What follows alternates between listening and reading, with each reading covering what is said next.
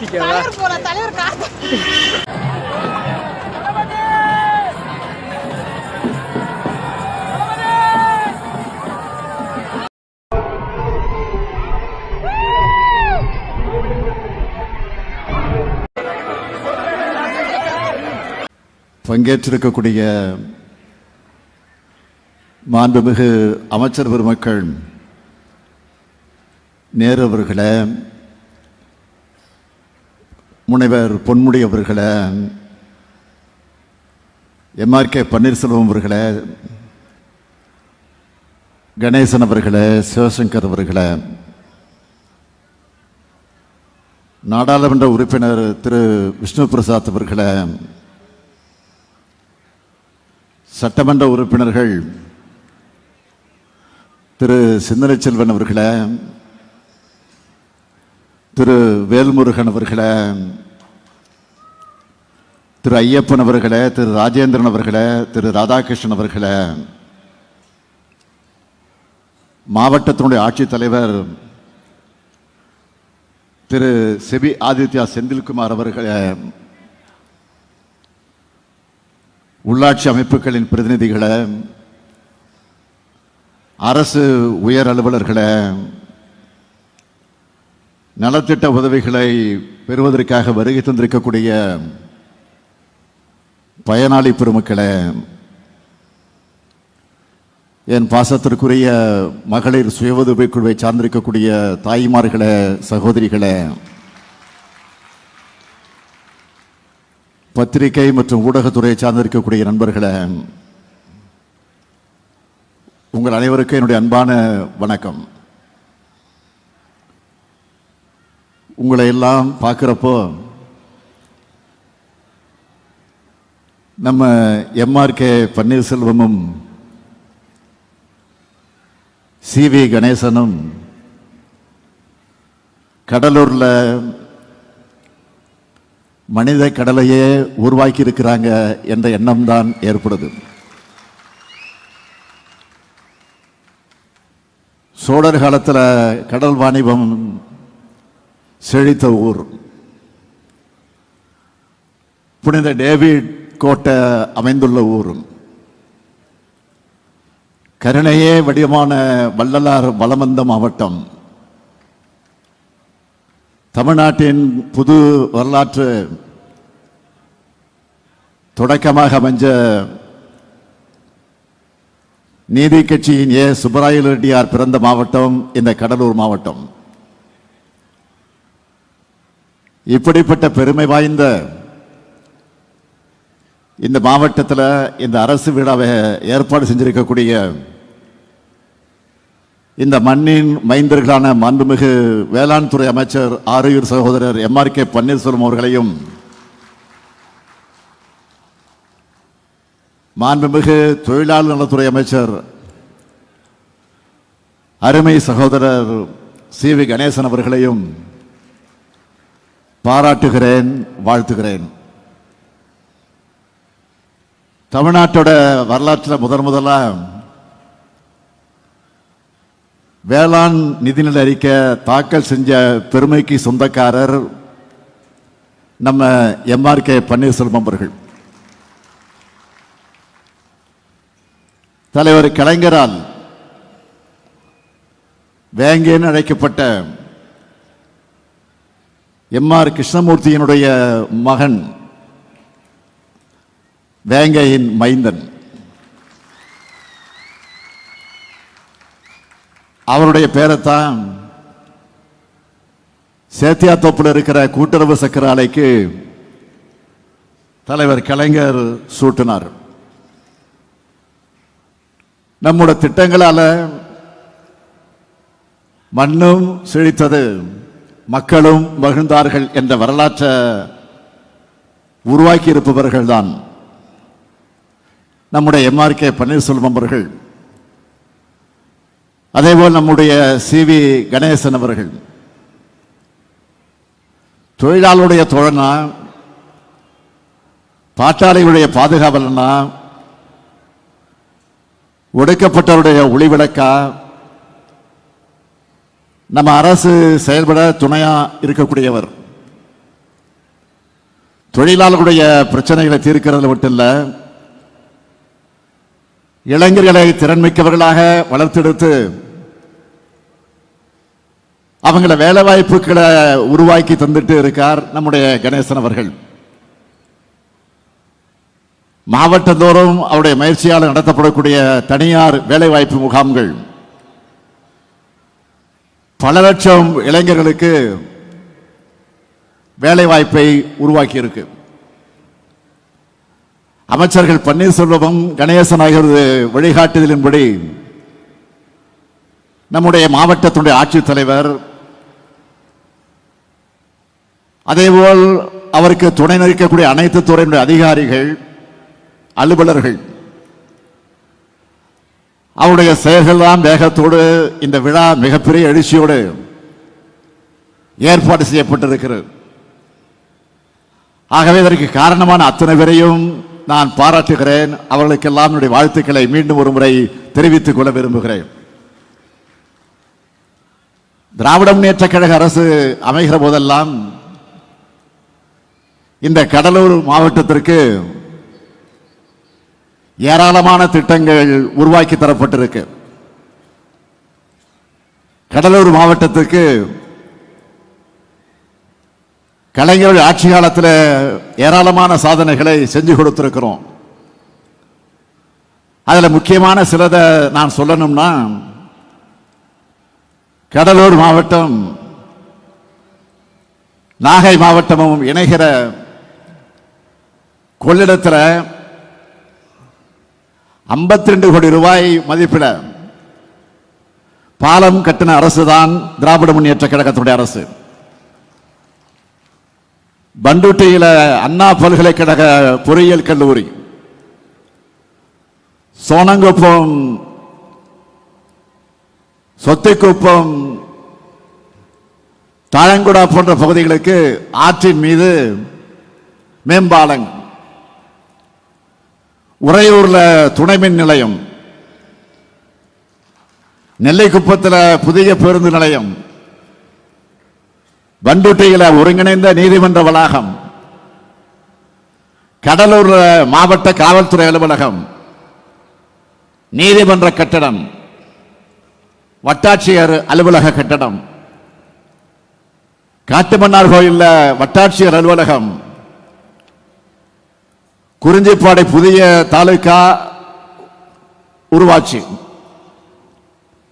குறிஞ்சிப்பாடியில புதிய மருத்துவமனை,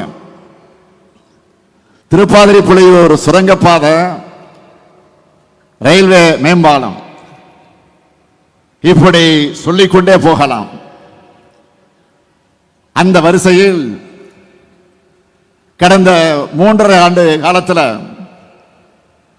கடலூர் மாவட்டத்துக்கு புதிய திட்டங்கள், சாதனைகள் செஞ்சு தரப்பட்டிருப்பதை நீங்கள் இந்த வீடியோவில் பார்த்தீங்க. அதில் சிலவற்றை மாத்திரம் உங்களுக்கு நான் குறிப்பிட்டு சொல்ல விரும்புகிறேன். சிதம்பரத்தில் புதிய பேருந்து நிலையம் அமைக்கக்கூடிய பணிகள் நடந்து கொண்டிருக்கிறது. பிச்சாவரம் சுற்றுலா மைய மேம்பாட்டு பணிகள் நடந்து கொண்டிருக்கிறது. கடலூர் மாநகராட்சி அண்ணா பாலத்துக்கு அருகே கெடிலம் ஆற்றின் குறுக்கே புதிய பாலம் அமைக்கும் பணி நடைபெற்று வருகிறது. சிதம்பரம் கூட்டு குடிநீர் திட்டம் 255 கோடியே 64 லட்சம் ரூபாய் மதிப்பீட்டில் நடைபெற்று வருகிறது.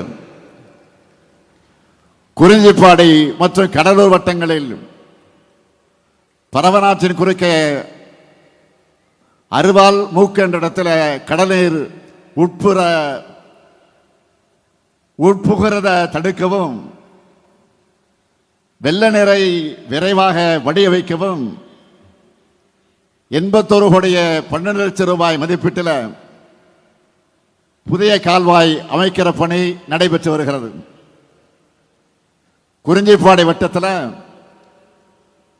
பெருமாள் ஏரிய தூர்வாரி கரைகளை பலப்படுத்தி கொள்ளளவை மேம்படுத்துகிற பணி 119 கோடியே 77 லட்சம் ரூபாய் மதிப்பீட்டில் செயல்படுத்தப்பட்டு மக்களுடைய பயன்பாட்டிற்கு கொண்டு வரப்பட்டிருக்கு. கடலூர் மாவட்டம் திட்டக்குடியில் புதிய கால்நடை தீவன ஆலை 33 கோடி ரூபாய் மதிப்பீட்டில் அமைக்கப்பட்டு வருது. இங்கே அமர்ந்திருக்கக்கூடிய விடுதலை சிறுத்தை கட்சியுடைய சட்டமன்ற தலைவர் திரு சிந்தனை செல்வன் அவர்களுடைய கோரிக்கையை ஏற்று நம்முடைய அருமை பெரியவர் இளையவருமானவர்களுக்கு சிலையோடு கூடிய நினைவரங்கம் அமைக்கக்கூடிய பணிகள் நடந்து கொண்டிருக்கிறது. விரைவில் திறக்கப்படவிருக்கிறது. கடந்த 4 ஆண்டுகளில் 77 மருத்துவ உட்கட்டமைப்புகள் செஞ்சு தரப்பட்டிருக்கு. கலைஞர் நகர்ப்புற மேம்பாட்டு திட்டத்தின் கீழ் 125 உட்கட்டமைப்பு பணிகள் மேற்கொள்ளப்பட்டு வருது. முதலமைச்சரின் சாலை கிராம மேம்பாட்டு திட்டத்தின் கீழ் 789 கிலோமீட்டர் சாலைகளும், நகர்ப்புற பகுதிகளில் 590 கிலோமீட்டர் சாலைகளும், நெடுஞ்சாலைத்துறையால் 778 கிலோமீட்டர் சாலைகளும் மேம்படுத்தப்பட்டிருக்கு. 50 பாலங்கள் கட்டுகிற பணிகள், அதை கட்டுகிற பணியை திட்டமிட்டு 39 பாலங்கள் மக்களுடைய பயன்பாட்டுக்கு வந்திருக்கிறது. 1044 கோயில்களில் திருப்பணிகள் செய்யப்பட்டிருக்கு. 97 திருக்கோயில்களுக்கு குடமுழுக்கு நடத்தி இருக்கிறோம். இப்படி இன்னும் நிறைய இருக்கு. இந்த பணிகளுடைய தொடர்ச்சியா இந்த விழாவின் மூலமாக 10 அறிவிப்புகளை நான் இங்கே அறிவிக்க விரும்புகிறேன். முதல் அறிவிப்பு, திட்டக்குடி மற்றும் விருத்தாசலம் பகுதிகளில் இருக்கிற வேளாண் பெருமக்கள் பயன்பெறக்கூடிய வகையில் வெல்லிங்டன் எதிரில கரைகளை பலப்படுத்துகிறது, வாய்க்காலை புனரமைக்கிறது போன்ற மேம்பாட்டு பணிகள் மேற்கொள்ளப்படும். 130 கோடி ரூபாய் செலவில். இரண்டாவது அறிவிப்பு, கடலூர் மாநகராட்சியில் இருக்கிற மஞ்சக்குப்பு மைதானம் மற்றும் சுற்றி இருக்கக்கூடிய பகுதிகள் 35 கோடி ரூபாய் மதிப்பீட்டில் பொதுமக்கள் பயன்படுத்தக்கூடிய வகையில் மேம்படுத்தப்படும். மூன்றாவது அறிவிப்பு, நம்முடைய தமிழக வாழ்வுரிமை கட்சியுடைய தலைவரும் சட்டமன்ற உறுப்பினருமான திரு வேல்முருகன் அவருடைய கோரிக்கை ஏற்று சட்டமன்றத்தில் தொடர்ந்து எழுப்பினார். எங்களுக்கு கூட சில நேரங்கள் கோபம் வந்தது. ஆனால் அந்த கோபம் இருக்கக்கூடிய இடத்துல தான் குணம் இருக்கும் என்று சொல்லுவார்கள். எனவே அந்த உணர்வோடு நான் இங்கே மகிழ்ச்சியோடு அறிவிக்கிறேன், பண்ருட்டி தொகுதியில் நம்முடைய சட்டமன்ற உறுப்பினர் வேல்முருகனுடைய கோரிக்கை ஏற்று 15 கோடி ரூபாய் செலவில் அரசு மற்றும் கலை அறிவியல் கல்லூரி அமைக்கப்படும். நாலாவது அறிவிப்பு, புவனகிரி மற்றும் சிதம்பரம் பகுதி மக்களுக்கு பயனளிக்கக்கூடிய வகையில்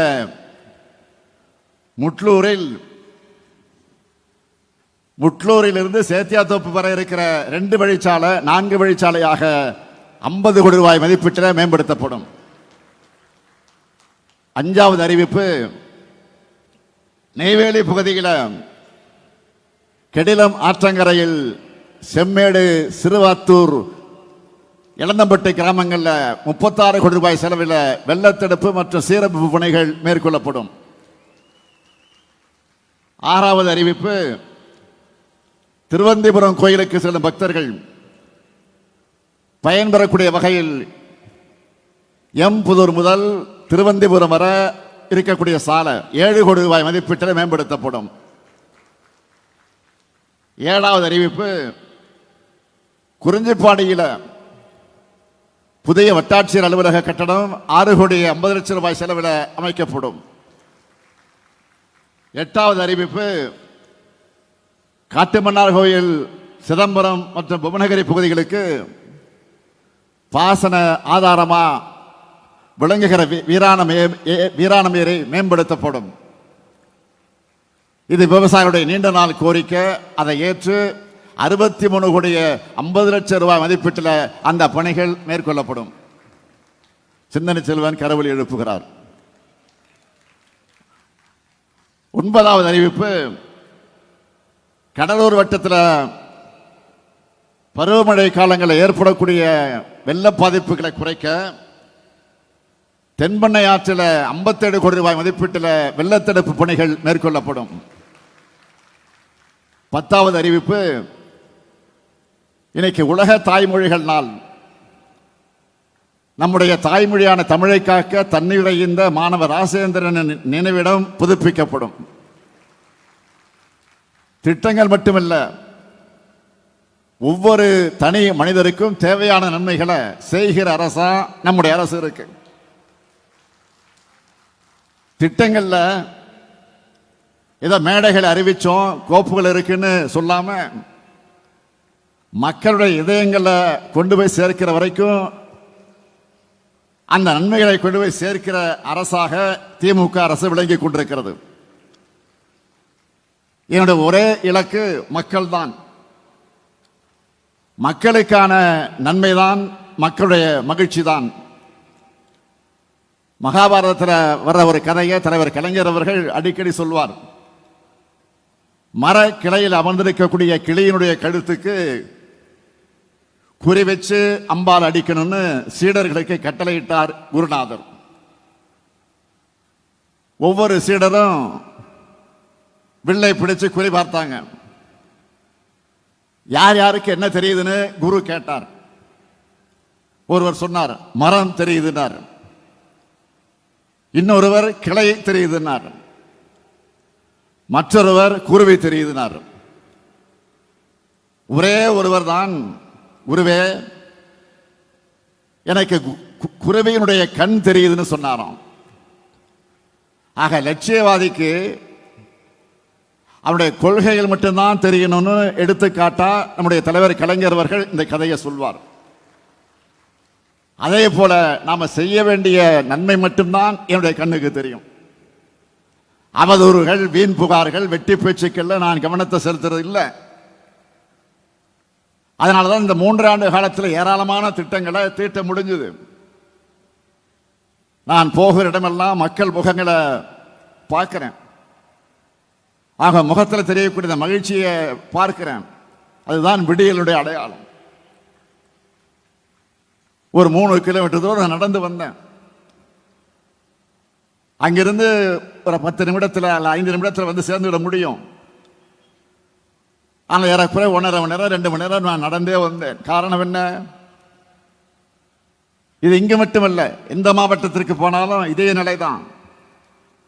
என்ன காரணம் என்று கேட்டால், தேர்தல் நேரத்தில் அறிவித்த உறுதிமொழிகள் மட்டுமல்ல, அறிவிக்காத திட்டங்களை, அறிவிக்காத வாக்குறுதிகளை சொன்னது மட்டுமல்ல, சொல்லாததையும் செய்து கொண்டிருக்கக்கூடிய ஆட்சியாக இந்த திராவிட மாடல் ஆட்சி நடந்து கொண்டிருக்கிறது என்று வாழ்த்து முழக்கமிடக்கூடிய அந்த காட்சியை நாம் பார்க்கிறோம். இந்த சமூகத்தை தாங்கி நிற்கிற தூணா விளங்கக்கூடிய மகளுடைய வாழ்வுக்கு துணையா மாதம் 1000 ரூபாய 1 கோடியே 14 லட்சம் சகோதரிகளுக்கு உரிமை தொகையாக கொடுக்கிறோம். எங்க அண்ணன் ஸ்டாலின் தர சீருன்னு என் சகோதரிங்க சொல்றதுதான் எனக்கான பெருமை. பெண்கள் கல்வி வேலை வாய்ப்பு பெற்று வாழ்க்கையில முன்னேற ஏராளமான திட்டங்களை செயல்படுத்தி கொண்டிருக்கிறோம். மகளிருடைய முன்னேற்றத்திற்கு சின்ன தடை கூட ஏற்படக்கூடாதுன்னு நான் நினைக்கிறேன். அதனால்தான் ஆட்சி பொறுப்புக்கு வந்தவுடனே விடியல் பயண திட்டத்தை செயல்படுத்தினேன். இது மாதிரியான திட்டங்கள் தேவையுள்ள அத்தனை பேருக்கும் பாகுபாடு இல்லாம கிடைக்கணும்னு நினைக்கிறேன். அதனாலதான் மகளிருக்கு ஆரம்பிக்கப்பட்ட இந்த திட்டத்தில் அடுத்ததா திருநர்கள், மாற்றுத்திறனாளிகள், அவர்களோட துணையர்னு எல்லோருக்கும் விடியல் பயணத்தோட பயனை வழங்கணும். அதே மாதிரிதான் வறுமையின் அடையாளம் அல்ல, பெருமையின் அடையாளமாக விளங்குகிற நம்முடைய அரசு பள்ளி மாணவ மாணவியர் கல்வியில உயர்ந்து நிற்கணும். அவங்களுக்கு எல்லா வாய்ப்புகளும் கிடைக்கணும்னு பார்த்து பார்த்து திட்டங்களை செயல்படுத்துகிறோம். காலையில் பள்ளிக்கு வர குழந்தைகள் வயிற்று பசியோடு இருக்கக்கூடாதுன்னு காலை உணவு திட்டம் கொண்டு வந்தோம். அரசு பள்ளிகளில் படித்து உயர்கல்விக்கு போகிற மாணவிகளுக்கும் மாணவர்களுக்கும் புதுமை பெண் மற்றும் தமிழ் புதல்வன் ஆகிய திட்டங்களில் மாதம் 1000 ரூபாய்னு ஆண்டுக்கு 12,000 ரூபாய் வழங்குகிறோம். நம்முடைய மாணவர்கள் வகுப்பறை கல்வியை தாண்டி தங்களுடைய திறமைகளை வளர்த்து கொண்டு பெரிய பெரிய வேலைகளுக்கு போகணும்னு, தங்களுடைய குடும்பங்கள் நல்லபடியாக பார்த்துக்கணும்னு நான் முதல்வன் திட்டத்தை செயல்படுத்தி கொண்டிருக்கிறோம். கல்வியை போலவே மருத்துவமும் தடையில்லாமல் கிடைக்க மக்களை தேடி மருத்துவம்னு ஒவ்வொருத்தருடைய வீடுகளுக்கே போய் அவங்களை கவனிச்சுக்கிறோம். தொற்றா நோய்கள் அது பற்றிய விழிப்புணர்வு இல்லாமல் இருந்த மக்கள் பலரை அந்த நோய்கள் இருந்து காப்பாற்றி இருக்கிறோம். அடுத்து பெரும்பாலான மக்கள் பாதிக்கப்படக்கூடிய சுகர், நீரிழிவு நோயால தான் பல தங்களுடைய கால்களை இழக்க நேரிடுகிறது. இதை தடுப்பதற்காக பாதம் பாதுகாப்பு என்ற திட்டத்தை சிறப்பாக இப்பொழுது செயல்படுத்திக் கொண்டிருக்கிறோம். அதே போல மாரடைப்பு பல உயிரிழப்புகளுக்கு காரணமாக இருக்கிறது. இதை தடுக்க இதயம் காப்போம் திட்டத்தை செயல்படுத்தி கொண்டிருக்கிறோம். விபத்து ஏற்பட்டால் முதல் 48 மணி நேர சிகிச்சைக்கான செலவை அரசு ஏற்றுக்கக்கூடிய வகையில் இன்னுயிர் காப்போம் நம்மை காக்கும் 48 திட்டத்தின் மூலமா பல ஆயிரம் உயிர்களை காப்பாற்றி கொண்டிருக்கிறோம். அது மட்டுமல்ல, குழந்தைகளுக்கு ஊட்டச்சத்தை உறுதி செய்கிறதுல இருந்து மாணவர்கள், இளைஞர்கள், பெண்கள், முதியோர்னு எல்லோருக்குமான ஆட்சியை நாம் நடத்தி கொண்டிருக்கிறோம். அதனால தான் நான் நெஞ்சு நிமிர்த்தி சொல்றேன், இந்தியாவுக்கே முன்மாதிரியான அரசு நம்முடைய திராவிட மாடல் அரசு. நான் இன்னும் கூட சொல்றேன், சவாலாகவே சொல்றேன், இந்தியாவில் வேறு எந்த மாநிலத்திலாவது இப்படி ஒவ்வொருத்தருக்கும் பார்த்து பார்த்து செய்கிற அரசு இருக்கா? ஒரு மாநிலம் வளருதுன்னா அந்த மாநிலத்தை உள்ளடக்கிய ஒன்றிய அரசு மகிழ்ச்சி தான் அடையணும். அதுதான் உண்மையான கூட்டாட்சி தத்துவம். மாநிலங்கள் வளர்ந்தா அது மூலமா நாடு வளரும். மாநிலத்தினுடைய வளர்ச்சியால நாடுதான் பயன்பெறும், நாடுதான் பலம் பெறும். ஆனால் இன்றைக்கு ஒன்றியத்தை ஆளக்கூடிய அரசு மாநிலனுடைய வளர்ச்சியை பார்த்து பொறாமைப்படுகிற அரசாக இருக்கு. மாநில வளர்ச்சியை தடுக்கிற அரசாக இருக்கு. ஜிஎஸ்டி மூலமா நம்ம மாநிலத்தோட நிதியினுடைய வளத்தை மொத்தமா கபலீகரம் செஞ்சாங்க. மாநிலங்களுக்கு தர வேண்டிய நிதியை தர மறுக்கிறாங்க. மாநிலங்களுக்கு புதிய திட்டங்களை அறிவிக்க மறுக்கிறாங்க. ஒன்றிய அரசு மாநில அரசும் இணைந்து நிறைவேற்ற வேண்டிய திட்டங்களுக்கான தொகையை கூட தர மறுக்கிறாங்க. இது எல்லாத்தையும் சகிச்சுக்கிட்டோம், சமாளிச்சுக்கிட்டும் தான் நாம திட்டங்களை தீட்டி வருகிறோம். அதையும் தாண்டி வளர்ந்து கொண்டிருக்கிறோம். அதுதான் இன்றைக்கு அவங்க கண்ணை உறுத்திக்கிட்டு இருக்கு. அதை தடுக்க பல்வேறு தடைகளை உருவாக்குறாங்க. புதிய புதிய சட்டங்கள் மூலமா சட்டங்களை உருவாக்குறாங்க. தேசிய கல்விக் கொள்கை என்ற பெயர்ல நம்ம பிள்ளைகள் படிச்சு முன்னேறுவதை தடுக்க பார்க்கிறாங்க. படிக்க கூடாது, பள்ளிக்கூடங்களை மிதிக்க கூடாது, வேலைகளை அடையக்கூடாதுன்னு 100 ஆண்டுகளுக்கு முன்னால வரைக்கும் நம்ம மக்கள் ஒதுக்கப்பட்டாங்க. வகுப்பு வாரி உரிமைன்னு சொல்ற சமூக நீதியை உருவாக்கி பட்டியலின மக்களுக்கும் பழங்குடியின மக்களுக்கும் பிற்படுத்தப்பட்ட மக்களுக்கும் மிகவும் பிற்படுத்தப்பட்ட மக்களுக்கும் கல்விச்சாலையின் கதவினை திறந்து வச்சோம். இன்றைக்கு இவ்வளவு பேர் படிக்கவும் வேலைகளை பெறவும் அதுதான் அடித்தளம் அமைச்சது. அந்த சமூக நீதியை சிதைக்கத்தான் தேசிய கல்விக் கொள்கை கொண்டு வரப்படுது. இதன் மூலமா தமிழ்நாட்டினுடைய பட்டியலின பழங்குடியின பிற்படுத்தப்பட்டோர் மிகவும் பிற்படுத்தப்பட்டோர் முன்னேற்றம் தடுக்கப்படும். மீண்டும் கல்விச்சாலைக்கு வரவிடாமல் தடுக்கிறாங்க. இது போன்ற ஏராளமான தடைகளை உருவாக்கி தமிழ்நாட்டினுடைய முன்னேற்றத்தை, தமிழ்நாட்டு மக்களுடைய முன்னேற்றத்தை தடுக்க பார்க்கிறாங்க. தமிழ்நாட்டு மாணவர்களுக்காகவும் ஆசிரியருடைய சம்பளத்துக்காகவும் ஆண்டுதோறும் வழங்கப்படக்கூடிய 2152 கோடி ரூபாய்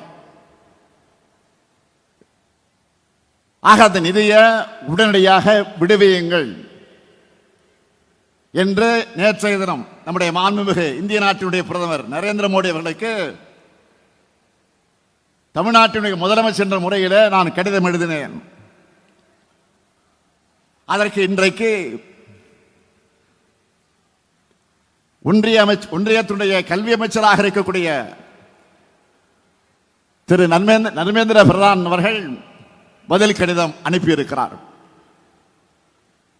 அதில் அவர் என்ன சொல்லுகிறார்? கல்வியில அரசியல் செய்ய வேண்டாம்னு அறிவுரை சொல்கிறார். நான் கேட்கிறேன், கல்வியில் அரசியல் செய்கிறது நீங்களா நாங்களா?